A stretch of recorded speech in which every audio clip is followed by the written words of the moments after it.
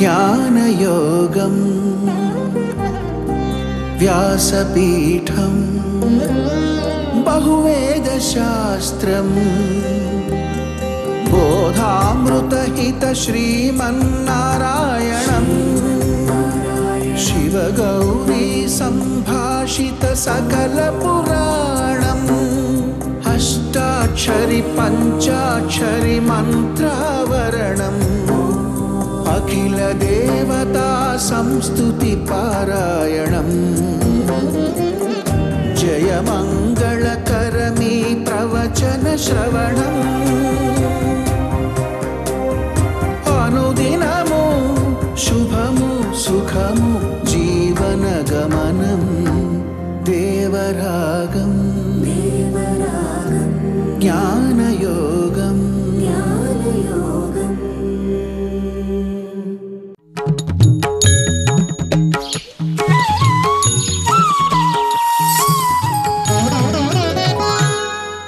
ఆపదామపహర్తారం దాతారం సర్వసంపదాం లోకాభిరామం శ్రీరామం భూయో భూయో నమామ్యహం.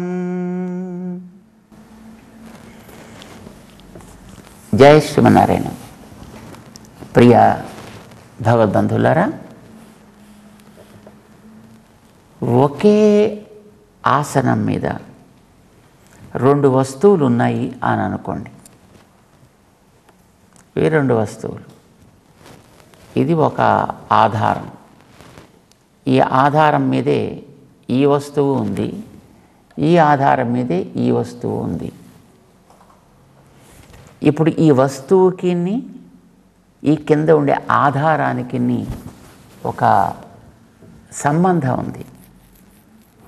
ఏమిటి సంబంధం అంటే, ఈ వస్తువు ఉండేటటువంటి ఆధారం మీదే ఈ వస్తువు కూడా ఉంది.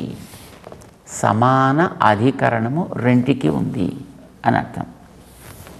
సామానాధికరణ్యం అని అంటారు దాన్ని. అంటే ఒకే ఆధారం మీద రెండు కూడా బేస్ అయి ఉండుట అని అర్థం. ఇప్పుడు ఒక కుర్చీ వేసుకొని ఆ కుర్చీలో ఇద్దరు కూర్చున్నారనుకోండి, వాళ్ళిద్దరికీ అది సమాన అధికరణం. అధికరణం అంటే ఆసనం, స్థానం. ఇద్దరికీ అది స్థానమైంది కనుక వాళ్ళు ఇద్దరికీ ఉండే సంబంధం సమానాధికరణ్యం అని అంటాం. ఇప్పుడు ఈ ప్రపంచంలో ఉండేటువంటి రకరకాల వస్తువుల్లో మట్టి, పృథివీ ఎవరి మీద ఆధారపడి ఉంది? ఇది పృథివీ. మనమైతే కాదు, ఎవడూ కాదు. దీనికి ఆధారమైనటువంటి వాడు భగవంతుడు. వాడు దీన్ని తన స్థానంలో నిలబెట్టాడు. ఇప్పుడు ఈ పృథివీకి ఒక లక్షణం ఉంది, వాసన వేయుట. పృథివీ గంధవతి అంటారు. పరిమళం అనేటటువంటిది ఎప్పుడు ఎక్కడ ఉన్నప్పటికీ కూడా అది పృథివీకి సంబంధించిన అంశము, పృథివీ యొక్క ధర్మము అని అంటాము. ఇప్పుడు ఈ పృథివీని భగవంతుడు ఎట్లాగైతే నిలబెట్టాడో, ఈ గంధాన్ని నిలబెట్టిన వాడెవడు? మట్టికి వాసన లక్షణముగా ఉండవలెను, దీన్ని పెట్టిన వాడెవడు? ఆయనే. మట్టికి ఏం తెలియలేదు కదా, నేను దీన్ని తీసుకుని నాతో పాటు పెట్టుకోవాలి అని. లేదు, గంధానికి కూడా అదేం తెలియలేదు కదా, నేను వెళ్ళి పృథివీని పట్టుకొని ఉండాలి అని. నీళ్ళకి రుచి ఎవరు పెట్టారు? భగవంతుడే ఏర్పాటు చేశాడు. ప్రతి వస్తువుకి ఉండేటటువంటి ధర్మం ఏదైతే ఉందో ఇది కూడా భగవంతుడే ఏర్పాటు చేశాడు. వస్తువుని భగవంతుడే ఏర్పాటు, నీళ్ళని భగవంతుడే సృజించాడు, నీటికి ఉండేటటువంటి ఆ రుచిని భగవంతుడే సృజించాడు, మట్టిని భగవంతుడే సృజించాడు, మట్టికి ఉండే వాసనని కూడా భగవంతుడే సృజించాడు. రెండు భగవత్ సృష్టములే. ఇవి రెండు ఆధారపడేది కూడా భగవంతుడి మీదే. ఈ రెంటిని ప్రకారంగా కలిగి ఉన్నవాడు కూడా భగవంతుడే. కనుక ఇవి రెండిటికి చెప్పేటటువంటి పదాలు ఏముంటాయో, ఈ పదాలతోటి వీటికి ప్రకారి లేక వీటికి శరీరి, ఇలా వీటిని తనవిగా కలిగి ఉన్నవాడు అని ఎవడైతే మనం చూస్తున్నామో వాడికి ఈ పేర్లు కూడా పెట్టచ్చు. కనిపించినవాడు భగవంతుడు కనుక భగవంతుడిని జలము అనొచ్చు. ఆపో నారా ఇది ప్రోక్తా అంటుంది మనకి ఒక చోట. నీరంటే నారాయణే. అదేమిటండి నీరంటే నారాయణ ఏమిటండి? నీరు నారాయణ ఎలా అవుతాడు? నీళ్ళేమో ఇలా ప్రవహిస్తుంటాయి. నారాయణ అంటే ఎక్కడో ఒక చోట ఆకారంలో ఒక విగ్రహంలోనే ఉండాలి. ప్రశ్న ఇది. కానీ నీరు అనే పదంతో చెప్పే భగవంతుడు లోపల ఉన్నాడా లేడా? ఉన్నాడు. ఉన్నాడని దీని ఆకారం ఉందంటేనే వాడు ఉన్నట్లెక్కండి. ఇప్పుడు దాని పదంతో వాడిని కూడా చెప్పచ్చు. నీరు అన్నా భగవంతుడే, రుచి అన్నా భగవంతుడే. అయితే ఇలా రుచి అనేది మామూలుగా జలాల్లో ఉండేటటువంటి లక్షణం కదండి. దానికి అది ముఖ్య వృత్తి కదా, అభిధావృత్తి దానికి కదా. భగవంతుని ఎట్లా చెప్తాం? భగవంతుని చెప్పడం ఉరికినే ఆ లక్షణాలు ఉన్నాయి కనుక లక్షణావృత్తితో చెప్దాం మనం. నో, అతన్ని చెప్పడమే దానికి అభిధ కూడా, అంటే తాత్పర్యం కూడా అదే. ప్రతి వస్తువుని మనం తీసుకోవచ్చు ఇట్లాగా. ఆయా వస్తువులో ఉండేటువంటి ఒక విలక్షణ ధర్మం, ఒక విలక్షణమైనటువంటి ఒక గుణం, దాన్ని మనం ఆ పేరుతోటి మనం చెప్తాం. ఇలాగ కొన్నిటిని ఆయన మనకి పరిచయం చేశాడు ఇక్కడ. శ్లోకాన్ని ఒకసారి చెప్తాను చూడండి. 8వ శ్లోకం. రసోహమప్సు కౌంతేయ ప్రభాస్మి శశి సూర్యయోః ప్రణవః సర్వవేదేషు శబ్దఖే పౌరుషం నృషు పుణ్యో గంధ పృథివ్యాం చ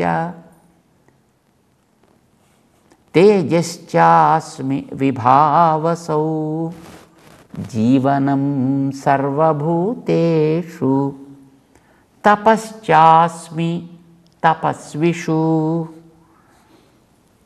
జీవనం సర్వభూతేషు తపశ్చాస్మి తపస్విషు బీజం మాం సర్వభూతానాం విద్ధి పార్థ సనాతనం బుద్ధిర్బుద్ధిమతామస్మి తేజస్తేజస్వినామహం బలం బలవతాం చాహం కామరాగవివర్జితం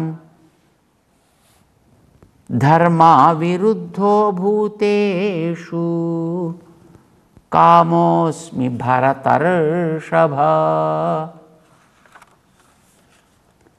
11వ శ్లోకం దాకా చెప్పాడు.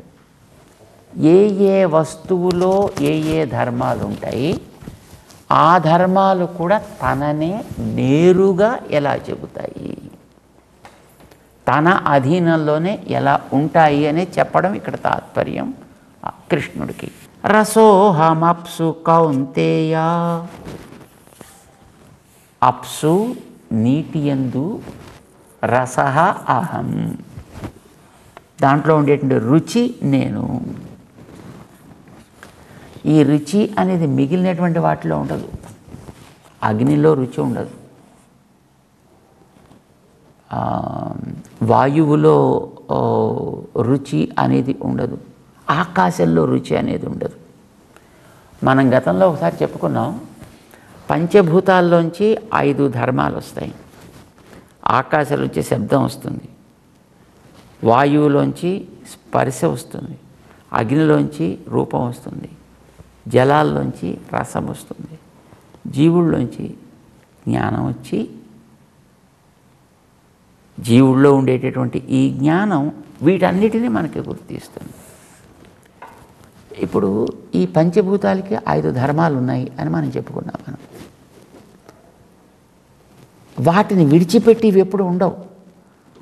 ఈ పృథివీలో ఉండే వాసన ఉండదు, ఆకాశంలో ఉండే శబ్దం ఆకాశాన్ని విడిచిపెట్టి ఉండదు.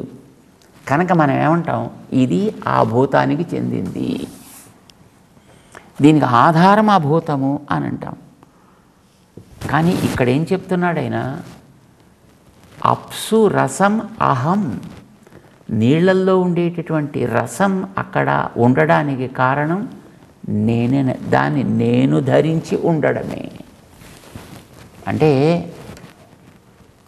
ఒక ద్రవ్యం ఎలా భగవంతుడి మీద ఆధారపడుందో, ద్రవ్యగతములైన గుణములు కూడా భగవంతుడి మీదే ఆధారపడున్నాయి తప్ప అవి ద్రవ్యం మీద ఆధారపడి లేవు. ద్రవ్యంలో అవి లభించేట్టు చేసేవాడిని నేను అని భగవంతుడు చెప్పుకుంటున్నాడు. అంటే వస్తువులు కానీ వస్తుగత గుణములు కానీ నా వల్లనే అవుతున్నాయి అనేది భగవంతుడు చెప్పేటటువంటి ఇక్కడ ప్రతిపాదన. మొట్టమొదటి ఏం చెప్పాడైనా, రసోహమప్సు కౌంతేయ, అప్సు జలముల యందు ఉండేటువంటి రసః అహం, రుచిని నేనే, ఇది చెప్పాడాను. రెండవది ప్రభాస్మి శశి సూర్యయోహో, చంద్రుడికి సూర్యుడికి ఒక రకమైనటువంటి కాంతి ఉంది. సూర్యుడి కాంతి తీక్ష్ణంగా ఉంటుంది, చంద్రకాంతి ఆహ్లాదకరంగా ఉంటుంది. అయితే చంద్రుడిలో వచ్చేది సూర్యుడి నుంచి వచ్చిన కాంతినే ఆయన దగ్గరికి వచ్చిన తర్వాత దాంట్లో ఒక మార్పు జరిగి తిరిగి ఆయన మళ్ళీ లోకానికి ఇస్తాడు. దాంట్లో తేడా ఉంటుంది. ఇది ఆహ్లాదంగా ఉంటుంది, అది తీక్ష్ణంగా ఉంటుంది. వీటికి ప్రభ అని పేరు. ఏమిటి ప్రభ అంటే, ఒక వస్తువు యొక్క కాంతి, ఆ కాంతి ఆ వస్తువు వరకే పరిమితమై ఉండకుండా వస్తువుని అతిక్రమించి వ్యాపిస్తే దాని పేరు ప్రభ. ఈ యొక్క గొప్పతనాన్ని ఆ వ్యక్తిని దాటి అది కనుక వ్యాపిస్తే దాని పేరు ప్రభ. సూర్యచంద్రుల్లో ఉండేటువంటి కాంతి వాళ్ళ వరకు మాత్రమే ఆగటం లేదు. మామూలుగా మనం వెలిగించుకునేటటువంటి దీపమైనా అది వెలిగించిన తర్వాత దాని దాకానే కాంతి ఆగదు, అది ఇంకా కొంచెం దాంట్లో దాటి బయటకు వస్తుంది. ఎందుకు చెప్పాల్సి వచ్చిందంటే, ఇలా వెలిగే జ్యోతులు కొన్ని వాటి వరకే పరిమితమై ఉంటాయి. ఇప్పుడు కార్లు వెళ్ళేటప్పుడు కార్లకి వెనకాతల పేరు ఒకటి ఉంటుందండి. ఆ పేరుకి లోపల దీపాలు పెడుతున్నారు. ఇప్పుడు ఎల్ఈడి లైట్స్ ఏవో పెడతారు దాన్ని. కనుక వాడు బ్రేక్ నొక్కినప్పుడో మరొకప్పుడో అవి చెక్మని వెలుగుతాయి కనుక అక్కడికి వెళ్ళి ఒక పుస్తకం ఏదో చూద్దామంటే ఆ వెలుతురు పుస్తకం చూడడానికి పనికి రాదు. అది కేవలం అది వెలుగుతోంది అనేది తెలుసుకోవడానికి మాత్రం పనికి వస్తాయి. అంటే వెలిగే ఆధారం ఏదుందో దాన్ని దాటేది పైకి రావటంలా. కొన్ని కాంతులు అలా ఉంటాయి, కానీ కొన్ని కాంతులు అలా ఉండవు. అది వెలిగింది అని అంటే చుట్టుపక్కల అంతా ఒక గొప్ప తేజస్సు ఏర్పడుతుంది. దానికి ప్రభ అని పేరు. దాని అవస్థను బట్టి దానికి ఒక్కొక్క పేరు ఒక్కొక్క రకంగా పెడుతుంటారు. ఇలాగ ఏదైతే తన ఉనికిని దాటి దానికంటే ఇంకా బయటికి అది ప్రసరిస్తూ ఉంటుందో తేజస్సుతోటి, అది ప్రభ అంటారు. చంద్రుల్లోనూ ఆ యోగ్యత ఉంది, సూర్యుల్లోనూ ఆ యోగ్యత ఉంది. సూర్యుడు మొత్తం మరి ప్రపంచానికి అంతటికీ వేడిని ఇస్తున్నాడు కదా, సౌర కుటుంబంలో ఉండే వాటి అన్నిటికీ ఇస్తున్నాడు. ఇంకా ఇంకా ఎక్కువ దూరం కూడా ఆయన తన కాంతిని ప్రసరింపచేస్తున్నాడేమో మనకి తెలియదు. అంటే మన ఇందులో ఒక భాగంలో ఉన్నవాళ్ళం కనుక ఇంకా ఎంతవరకు వెడుతోంది అనేది మనకు తెలియదు.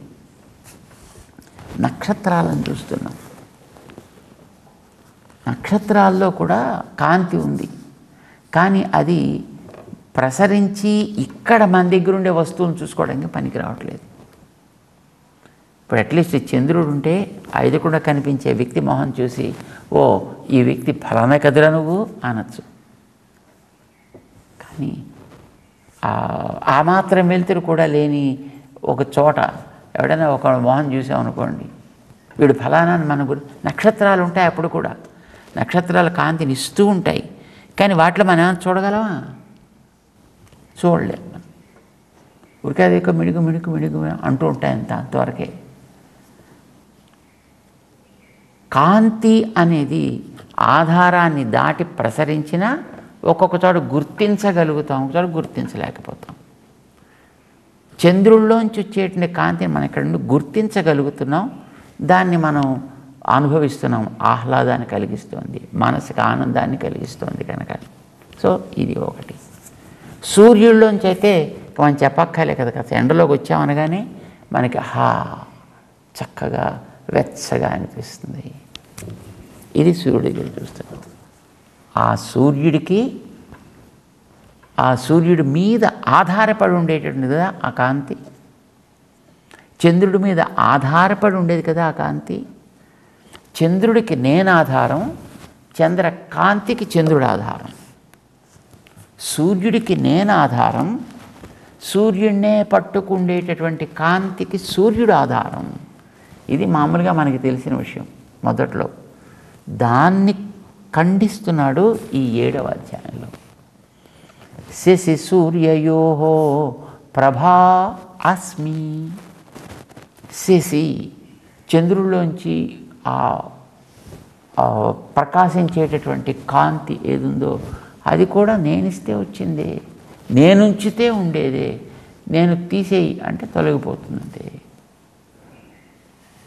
సూర్యయో సూర్యుడిలో కూడా అంత కాంతి కలిగింది, నేనిస్తేనే వచ్చిందా, ఆయనకంటూ స్వతంత్రంగా ఏమీ ఉండదు. ప్రభాస్మి శశి సూర్యయో అంటే మామూలుగా మనం ఏమనుకుంటామంటే కొన్ని వస్తువులు కొన్ని ధర్మాలు ఉంటాయి, అవి వాటితో ఎప్పుడు పర్మనెంట్గా ఉంటాయి, ఉండవు, నేనుంచితే ఉంటాయి.